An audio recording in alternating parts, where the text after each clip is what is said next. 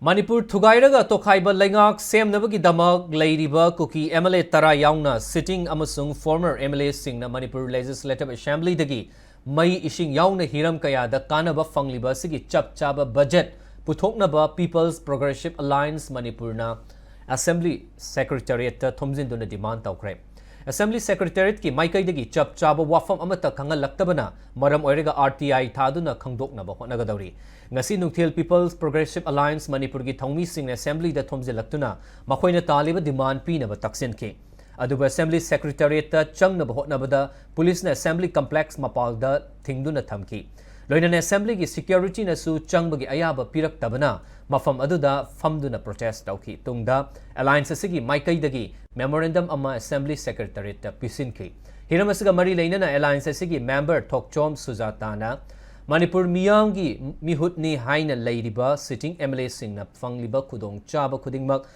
Laibak Miyam Kangbagi right lay Mamang the Su Assembly ki Secretary da memorandum pisinduna Kangan Binaba Taksinduna Lakibani. Adubu Uray Paray Tauduna Laibasina Assembly ki Makok Tongbo official amadi staff sing su Lotsinduna Lotsinaba Hotna Rabra Haibagi Chingnaba Laire Hairi.